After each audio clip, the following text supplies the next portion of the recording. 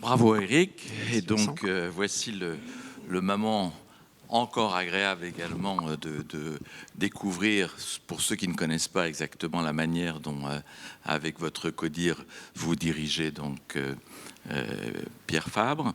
Et donc évidemment, vous deux, notre cher président de cérémonie et notre hôte député, vous parlez quand vous voulez. Hein. Vous avez un micro pour deux. Il faut partager, parité. Hein, donc tous les deux. Hein, donc, non, mais ne le gardez pas parce qu'elle va pas vous le prendre. Laissez-le sur la. Ah, voilà un deuxième qui arrive. Alors création au pluriel de valeur, cher Eric. Une question toute bête. Qu'est-ce que c'est que la valeur? Est-ce que c'est le profit, l'innovation, la diminution de l'empreinte carbone, les salaires? Qu'est-ce que pour vous, vous mettez dans ce mot de valeur? Alors d'abord, je redis que je suis extrêmement honoré de recevoir ce prix au nom du comité de direction de Pierre Fabre et j'en remercie le jury. Et merci à François Moreau une fois de plus pour ses mots et l'exactitude de son propos. Je crois que la création de valeur, c'est d'abord la révélation des talents, parce qu'en fait, par rapport à tous les thèmes que vous avez pris, Vincent, je pense qu'aujourd'hui, pour une entreprise, c'est tout ça. Si je reviens par exemple sur la transition climatique, surtout pour les entreprises industrielles, nous sommes une entreprise industrielle, c'est pas simplement pour répondre à des attentes des consommateurs, comme on pouvait le croire il y a quelques années, c'est juste pour la survie de l'entreprise. Parce qu'en fait, si on ne fait pas ça, je pense que les conditions vont se durcir, les conditions légales, réglementaires, etc. Et que les entreprises qui n'arriveront pas à capter ces objectifs-là, en fait, sont en grand risque pour leur pérennité. Et tout ça passe par les talents, dans ce que je disais, parce que, en fait, je crois que c'est comme ça qu'on commence aussi une transformation d'entreprise. C'est que le premier des éléments, c'est de voir avec quel talent on va pouvoir la faire en interne, parce que c'est d'abord notre première ressource au bon sens du terme. Et c'est comme ça aussi que c'est un révélateur d'adhésion, j'allais dire, à ces plans de transformation. Donc, c'est toutes ces dimensions, je pense qu'il faut adresser pour révéler les talents et pour valoriser les entreprises. Alors, quand vous arrivez en 2019 pour mettre en place ce plan de transformation, en dehors des talents, qui sont la première chose importante, vous venez de le souligner, sur quel levier vous agissez ? Alors, la réflexion qu'on a menée avec le comité de direction, mais aussi d'ailleurs avec pas l'ensemble de l'entreprise, c'est une entreprise de taille moyenne, mais il y a quand même 9500 collaborateurs, donc je ne prétends pas que tous ont été contributeurs, bien sûr, mais avec des groupes de travail qu'on a installés partout, et notamment avec le souci d'écouter les filiales également. On a 44 filiales à l'international et on fait 70% de notre chiffre à l'export. Et en fait, on a, avec ces groupes de travail, essayé de mettre en lumière ce qui étaient les forces de Pierre Fabre. Quand on est une entreprise de taille moyenne, dans un univers de géants, parce que quand on est dans l'univers du médicament, on est confronté à des entreprises extrêmement importantes. Quand on est dans l'univers de la cosmétique et qu'on est français en plus, on a de très très grands concurrents à nos portes. Et donc, il faut véritablement travailler sur ce qu'on peut exprimer de différenciant. Et ce travail a conduit notamment à exprimer le médical et la naturalité, parce qu'une des originalités de Pierre Fabre, dès la création de l'entreprise d'ailleurs, c'est d'utiliser la nature, les plantes, les actifs d'origine naturelle pour en faire des médicaments, et nous en avons encore qui sont dans notre portefeuille, et des produits dermocosmétiques, donc avec des marques qui sont assez connues des Français, comme Chlorane, qui a été la première en fait que Pierre Fabre ait révélée, puisqu'il ne l'a pas créée, il l'avait achetée, mais Aven, qu'il a lui-même créé, René Furterer, Ducré, donc des marques qui en fait bénéficient beaucoup de cette origine naturelle. Donc ça a été de se dire finalement dans les caractères différenciants, il y a le médical et la naturalité. Et puis ensuite, on a aussi travaillé forcément sur nos faiblesses. Donc nos faiblesses, c'était, tout à l'heure, M. Moreau l'a évoqué, c'était bien d'avoir une profitabilité qui était insuffisante dans un secteur qui demande beaucoup d'investissement, le médicament et la cosmétique, donc pour renouveler notre portefeuille. Donc il fallait qu'on travaille sur notre rentabilité. Et globalement, quand on veut travailler sur sa rentabilité, on commence par travailler sur son efficacité opérationnelle. Et c'était un des thèmes de la transformation. Et alors justement, quand vous avez été choisi en 2019, il y avait comme ici ce soir une forme de jury, il y avait plusieurs candidats, vous en souvenez, et il paraît que l'une des personnes qui était au sein du jury avait poussé à votre choix parce que, disait-elle, Éric Ducournau est le plus capable de faire bouger l'entreprise sans la mettre à l'envers. Ça veut dire que quand on fait une transformation, il faut aussi parfois savoir s'arrêter.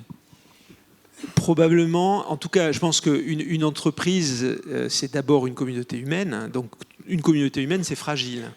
nous sommes tous fragiles, même si nous refusons parfois de l'admettre, mais nous sommes tous fragiles. Et donc, quand on multiplie les fragilités, j'allais dire, et notamment quand elles sont en interaction, nous sommes tous en interaction les uns avec les autres, je crois effectivement que cette sensibilité est importante. Peut-être qu'il faut aussi rappeler qu'au moment où je suis nommé, je suis déjà dans l'entreprise depuis 2000, donc je suis nommé en 2018, j'ai occupé différentes fonctions, j'ai dirigé la partie dermocosmétique pendant 6 ans, et donc il y avait aussi probablement dans le choix du conseil d'administration le fait que je connaissais bien l'entreprise et que j'étais peut-être le mieux à même de la faire évoluer sans effectivement complètement la casser. Mais je crois aussi que surtout ce que ça révèle, c'est qu'on ne peut pas se reconstruire sans partir de ses fondamentaux.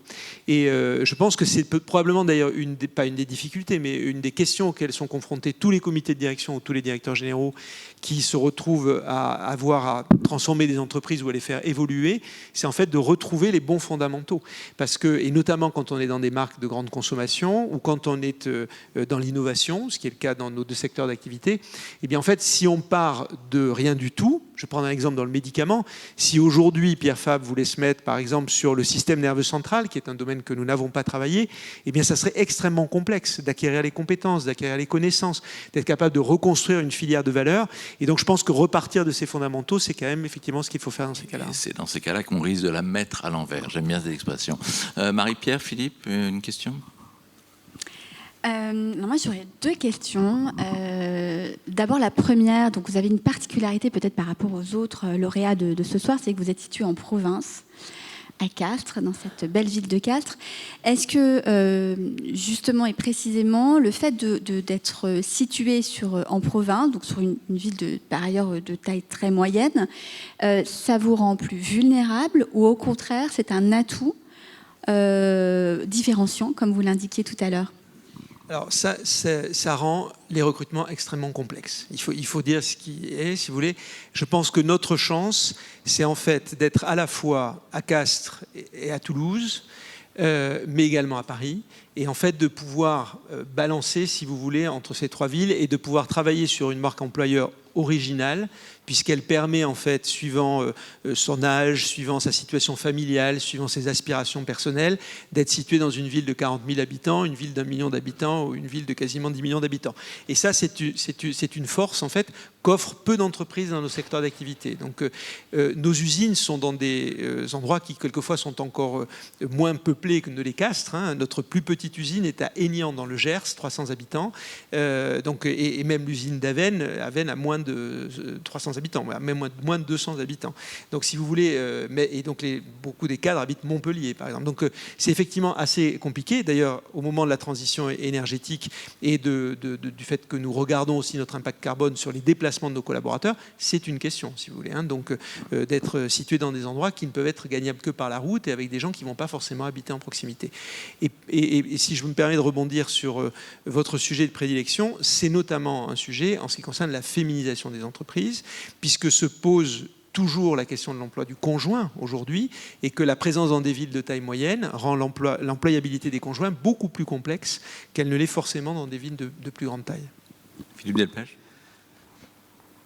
Par rapport à votre arrivée, la transformation, la partie profitabilité, comment vous avez géré ça ? Parce qu'il peut y avoir un conflit entre le bien-être de l'entreprise, la culture et améliorer la profitabilité. Ça a été un challenge. Comment vous avez fait ça ? Et je complète ça en disant qu'il y a vraiment une autre spécificité de Pierre Fabre, c'est qu'à Castres, cette entreprise est détenue par la fondation. Et Eric souligne souvent qu'il n'y a pas une entreprise aussi importante qui a cette particularité-là. Donc, profit, actionnaire, qu'est-ce qu'une fondation attend comme profit et comme dividende ? Alors l'avantage d'une fondation, c'est qu'une fondation travaille très souvent, donc juste quelques mots, c'est une fondation reconnue utilité publique à but humanitaire, donc qui a été reconnue par l'État français en 1999, c'est-à-dire que tout ce qui remonte dans la fondation, donc 86% des dividendes que nous distribuons, ne sert qu'à des objectifs humanitaires en Afrique et en Asie du Sud-Est. Donc il n'y a aucun retour en direction de l'entreprise. Hein. Quelquefois il y a des fondations au-dessus des entreprises qui par exemple font la recherche pour le compte de l'entreprise, etc. Là c'est pas du tout le cas. cas, tout ce qui sort de l'entreprise va uniquement à des objectifs humanitaires. Ces objectifs humanitaires, en fait, la Fondation Pierre Fabre, comme d'autres fondations, s'engage souvent sur des durées de 3 ans.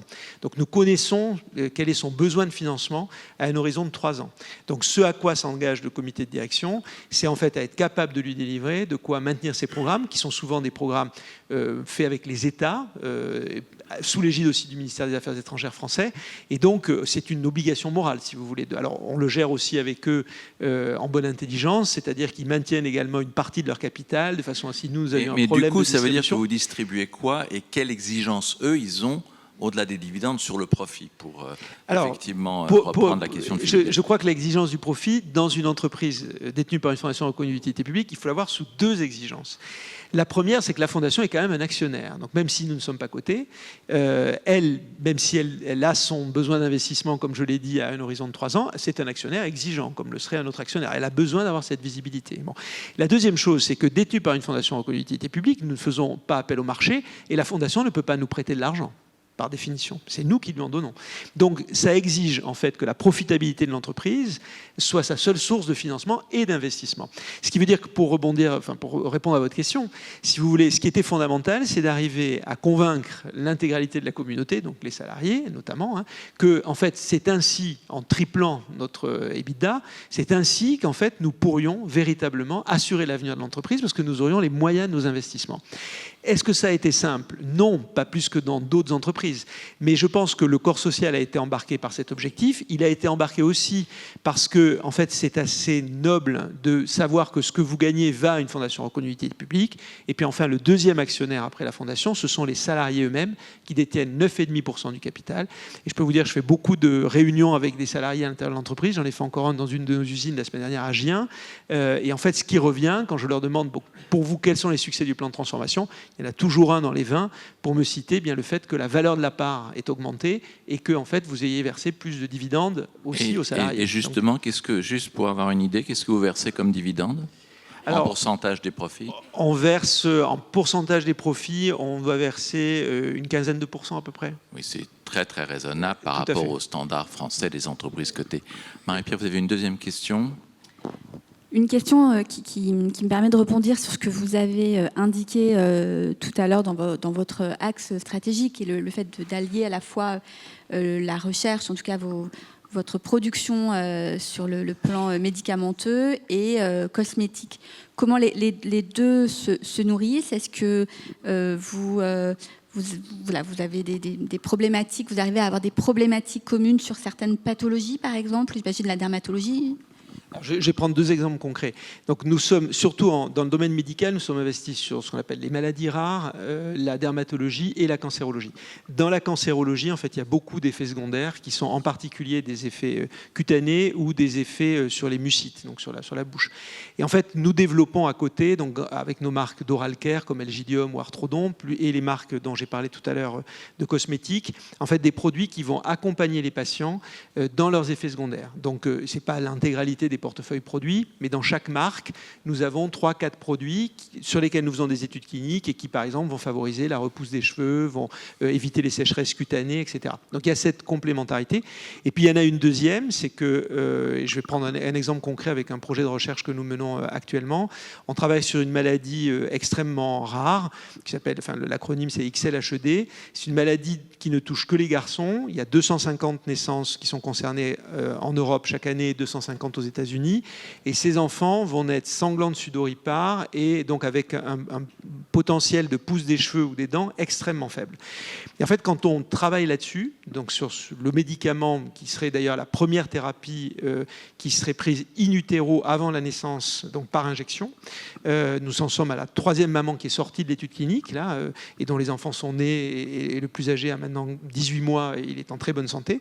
Et bien, quand on travaille là-dessus, forcément, on apprend aussi sur la pousse des cheveux, sur les mucites, etc. Donc, si vous voulez, il y a une boucle apprenante. Alors, ça nécessite, comme dans tout domaine d'innovation extrêmement pointu, vous savez, dans la pharmacie, vous lancez sur 10 000 molécules ou 10 000 cibles que vous avez, vous allez faire un médicament. Donc, vous avez un taux d'attrition, ils appellent ça comme ça dans la recherche, qui est extrêmement fort. Donc, ça nécessite d'avoir beaucoup de conviction et de croire à la science. Éric, on arrive à la fin du quart d'heure qui nous est alloué, mais il y a quand même une dernière question qui m'est venue glisser par par François Moreau tout à l'heure quand il évoquait cette petite phrase très intrigante.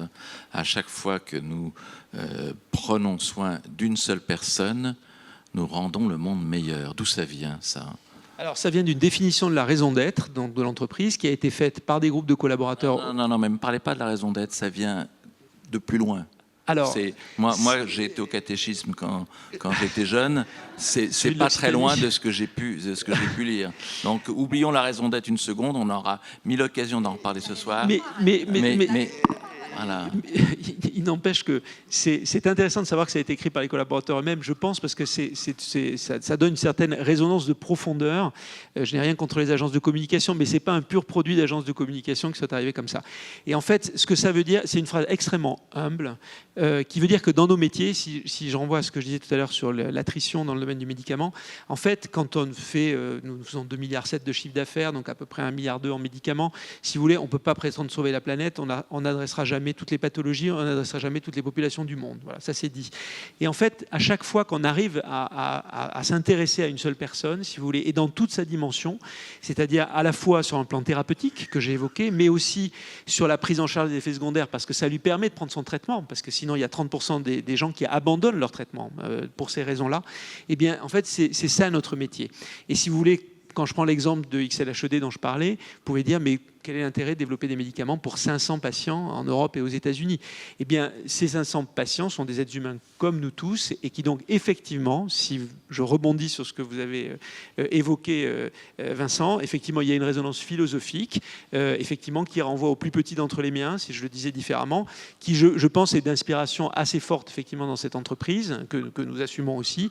Mais je pense que cette unicité, si vous voulez, de notre métier, parce qu'on ne peut pas, en fait, correctement soigner, et c'est ce que font tous les médecins tous les jours, hein, si on ne prend pas en compte l'individu dans sa globalité, si on ne le voit pas, si on ne l'aide pas. En tout cas, c'est une très belle phrase. Merci Éric Ducournau et bravo encore. Merci de votre attention. Merci pour ce